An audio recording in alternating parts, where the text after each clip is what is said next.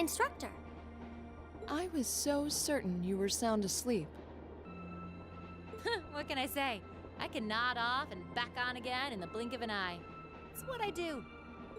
As you rightly noted, having first-hand knowledge of the areas to which you might be deployed is of tremendous importance, as is the ability to make swift, accurate judgments and solve problems with or without orders. Developing all these skills to their fullest is definitely a major part of why you're undertaking these field studies. Just as I thought. It's an interesting approach, but honestly, I've never heard of any other military academy trying it. You say we're only half right, however. Which begs the question, what's the rest of the story? Is something wrong? Oh, no, not at all. I was just thinking about what we did during our field study and why we were doing it. The whole concept seems eerily similar to the MO of bracers. Now that you mention it... The Bracer Guild prides itself on protecting civilians over all else, so it seems an unusual source of inspiration for a military academy. But the tasks we were given in Celtic do seem to align themselves quite well with the Bracer's basic philosophy. Yeah, I guess so. Their emblem depicts a supporting gauntlet, and that's pretty much exactly what we've been for these people. Bracers still have branches all over the continent, but you hardly ever see them in Erebonia anymore.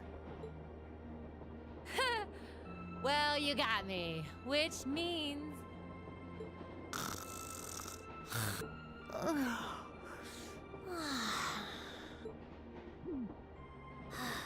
How are we ever supposed to take her seriously when she says things like that, then conspicuously falls asleep?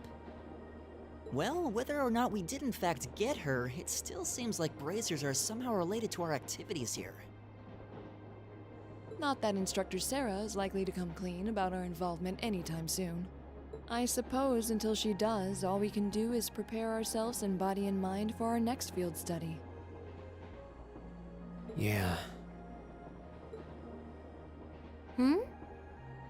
Is there something else bothering you? Oh, no. It's just, well, we've been in the same class for a month now. And this whole time I've been kind of keeping you in the dark. What do you mean? You aren't referring to the issue regarding your swordsmanship, I take it? No, it's not that. It's something I've been hiding from you all this time. Regarding my social class. What? Are you saying your family... Yeah, I dodged the question when Machias asked. But technically, I come from a family of nobles. My hometown is Ymir, in the northern mountains. I'm the son of its ruler, Baron Schwarzer. You're from Ymir? Schwarzer. Now that you mention it, I have heard the name before. An honorable family, closely tied with the imperial family themselves, despite being headed by a mere baron. I never would have imagined you might be the son of a noble too. I wouldn't have expected you to. I don't act like one. My dad and mom are both quite easygoing individuals. They don't behave like your typical nobles at all. And technically, since I was adopted, I don't have any actual noble blood running through me. I'm upper class in name only. So, you... Sounds like you've got your own issues to deal with, just like the rest of us, huh? I don't think of it as a big deal, and I don't want you to think of it as one either. I just didn't want to keep it a secret any longer. After everything we've been through these past few days, I owe you guys that much. I mean, you're all going to be a major part of my life from here on out. It's only fair to share as much as I can with you, right? I don't know what to say. You consider us to be major parts of your life? Honestly, has anyone ever told you that you can be way too serious sometimes? Just be sure you reveal your true identity to the others when we get back, too. Oh, I intend to. Youth. Still, even discounting the strangely perfect timing of the railway military police, that ruler of the forest they ran into in the nature park.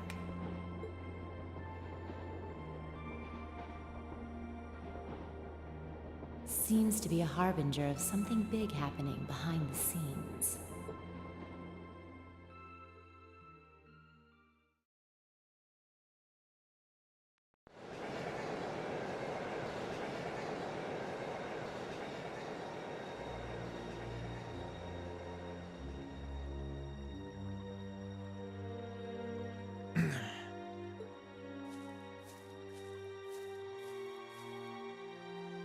I must admit, I wasn't expecting the Icy Maiden to show up when she did.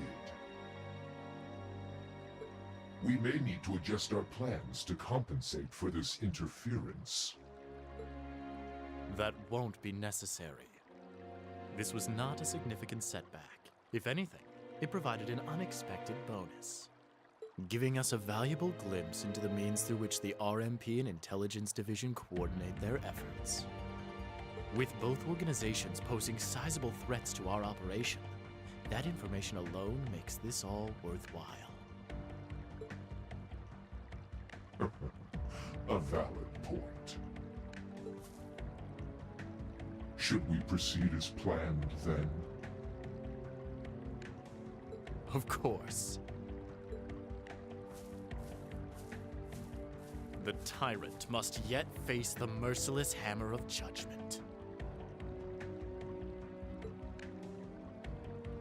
Yes. May his lofty ambitions be crushed to dust and swept away.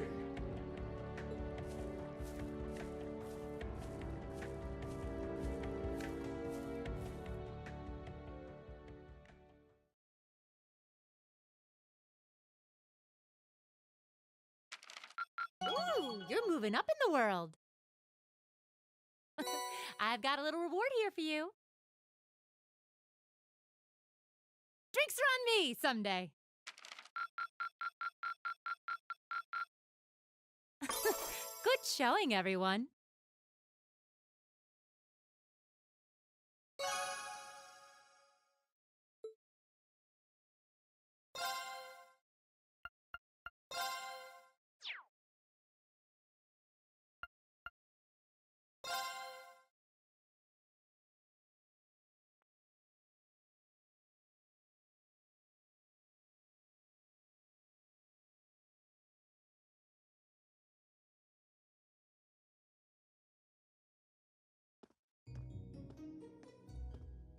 Late May.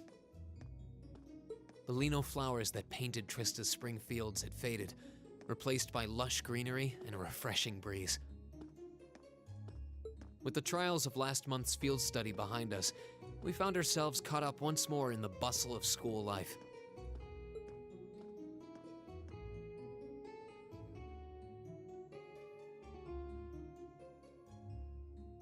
Both our combat training and academic studies continued to become more and more demanding. But May also heralded the beginning of specialist classes more befitting a military academy.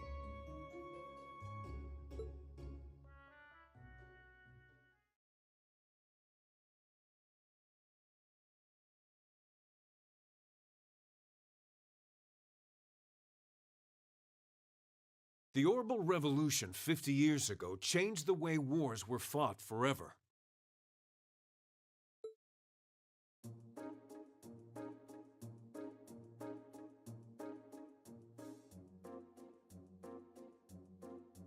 There are a number of reasons for this fundamental change, but 4 factors in particular. The first is the invention of orbital guns, cannons, and other weaponry.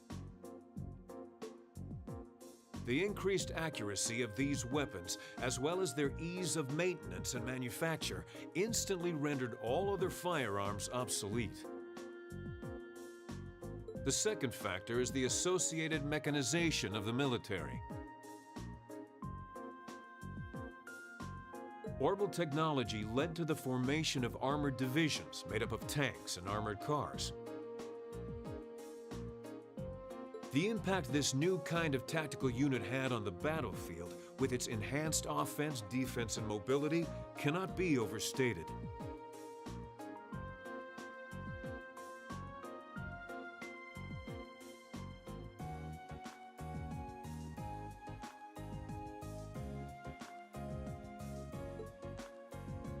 The third factor is the invention of airships. Warships that rely on the gravity manipulation ability of a flight field to remain in the air simply did not exist before the revolution.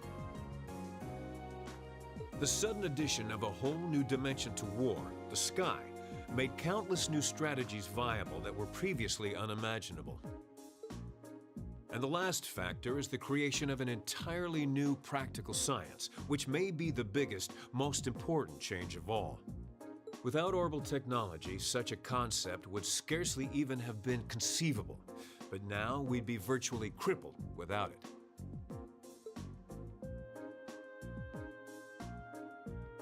Reen Schwarzer, can you tell the class what that new scientific breakthrough was?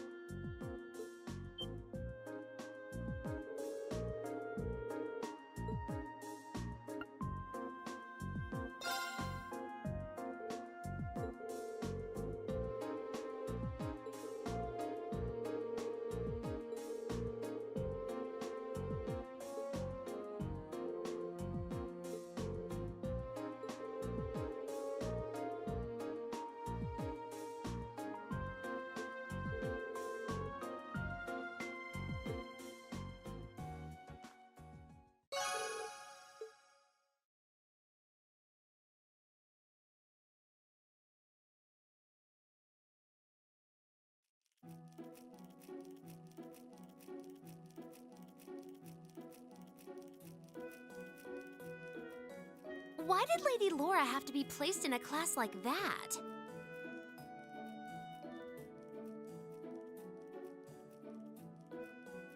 I was truly looking forward to studying alongside her.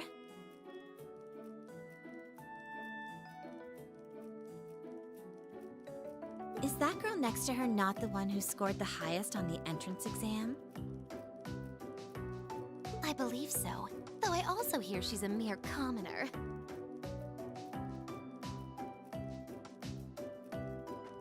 There's something about that silvered-haired girl that I find oddly soothing. I wonder if she'd let me stroke her hair if I were to ask nicely.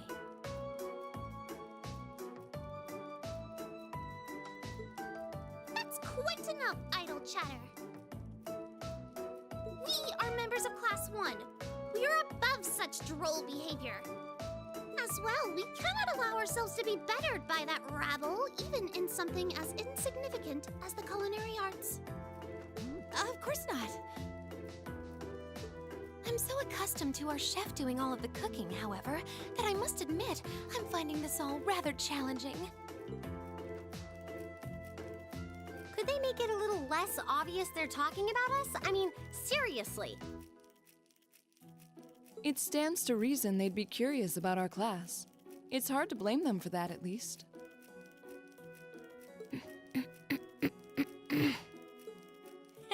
I think you've wished that plenty already.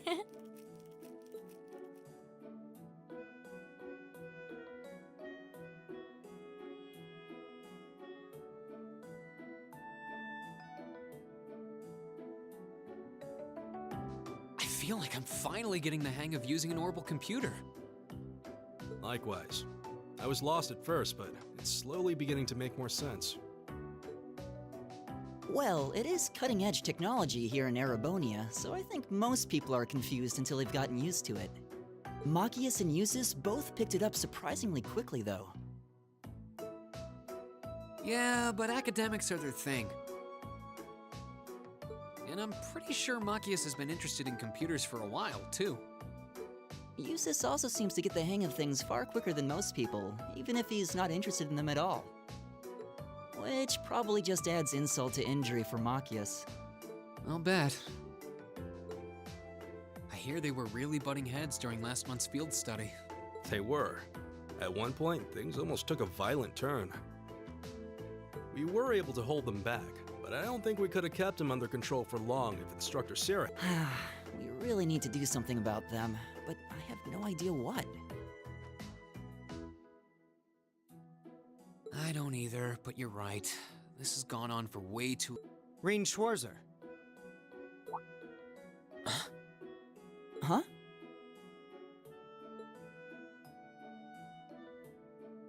Isn't he from class 1? Patrick, is it? That is correct.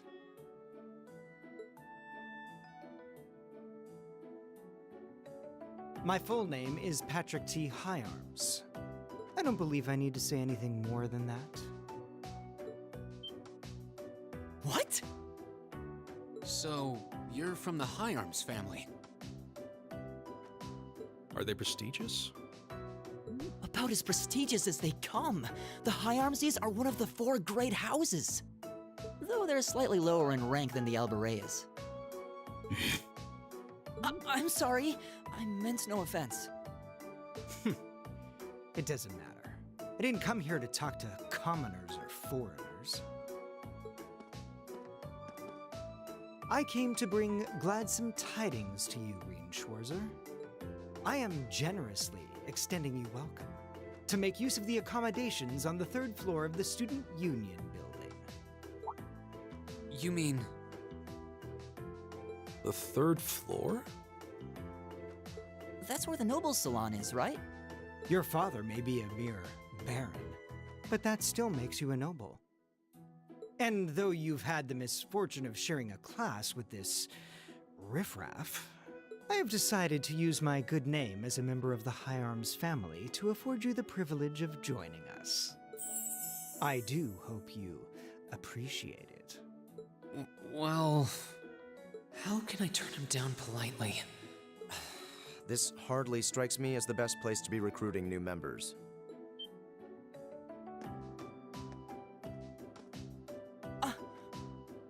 Eustace.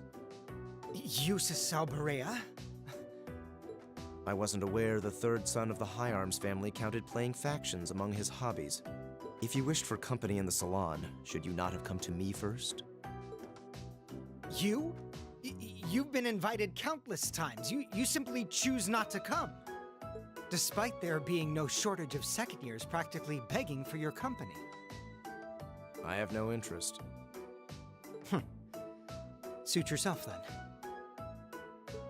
But you, Schwarzer, make sure you think long and hard about this. If you care about your future, you need to start thinking about the connections you're making and the sides you're taking.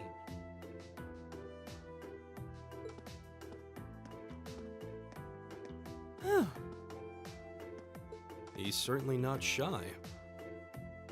No, he's not. I wasn't sure how to turn him down either. Thanks for stepping in, Eustace. I wasn't trying to help you. But I did cause you some trouble during last month's field study, so... No, that's all.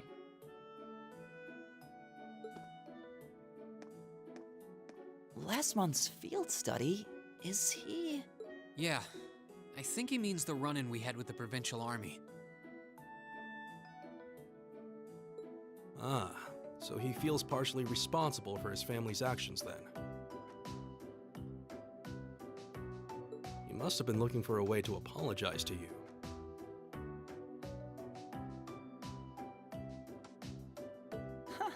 I guess he has a nice side after all.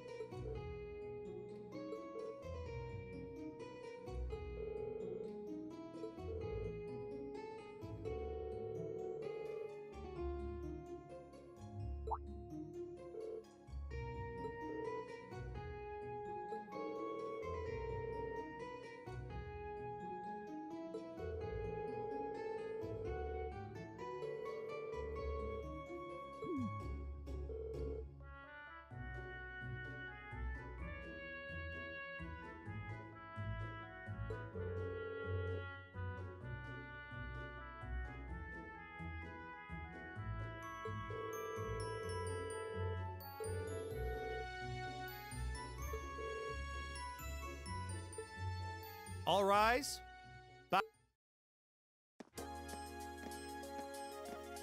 Well, I'll see you later, Reen. Later. Oh, are you two going to club activities today? Yeah, I am. Did you want to have dinner together later? We've been eating in the cafeteria an awful lot lately, so maybe we could go to the cafe in Trista? Sounds good to me. You want to just meet up in the entrance hall later? Sure. See you then.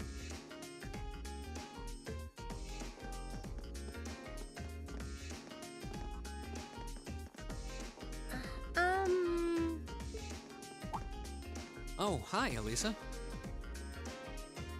Are you off to club practice too? Oh, no, not today.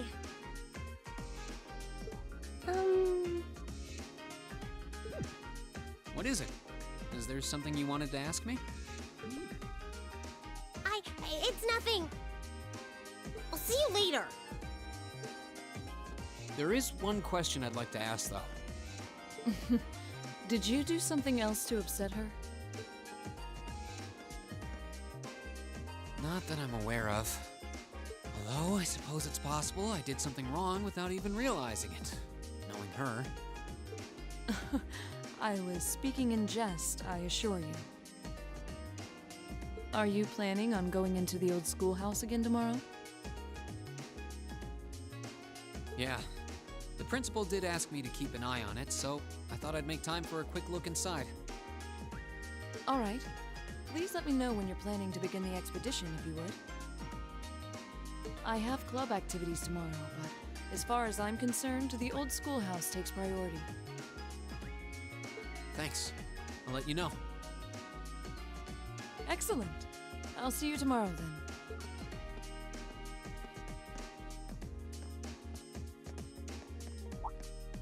You're in the chess club, aren't you, Machias? Or are you planning on studying in the library?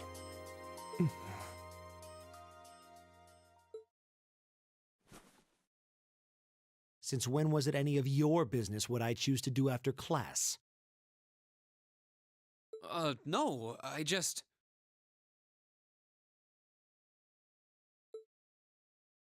Have I done something to upset you? Not especially.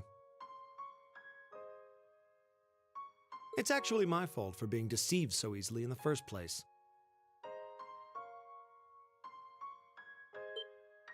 Oh.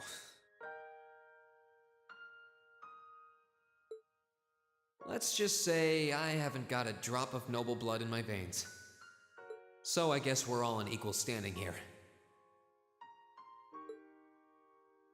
I'm really sorry. I wasn't trying to deceive you. I just...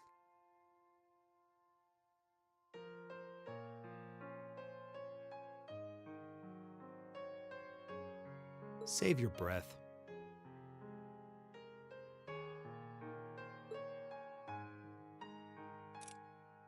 Whether you're a noble or not is beside the point.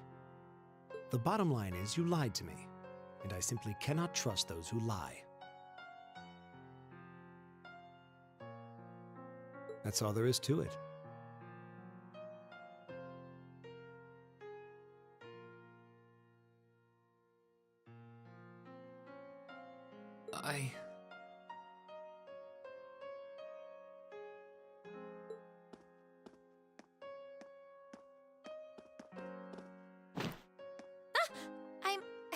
I'm sorry. Please, think nothing of it.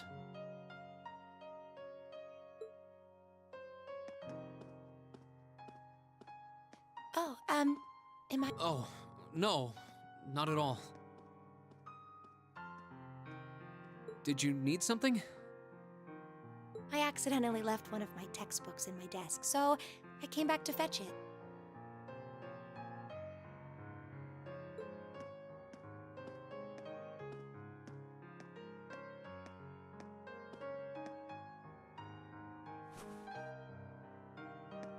Ah, here it is. What subject? Take a look. Studying hard as always, I see. Except, wait, intermediate? Isn't that part of the Sunday school curriculum? Seems a bit basic for you. Oh, it's not for me. I promised to help Fee with her math studies. I found this at a bookshop in town and thought it might be of some use to her. Ah, okay. Which reminds me, I should really be going. I'm sure she's waiting for me by now. I'll see you later, Reen. Take care.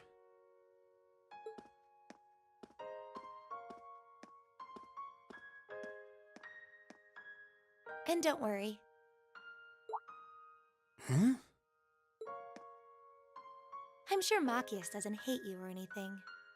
If you can find some way of making him realize how you feel, I'm sure he'll understand. It's just getting through to him that might be tough.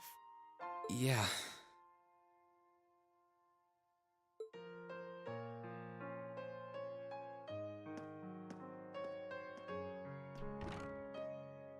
I just have to keep at it. If Emma believes I can make it work, then I'll believe it too.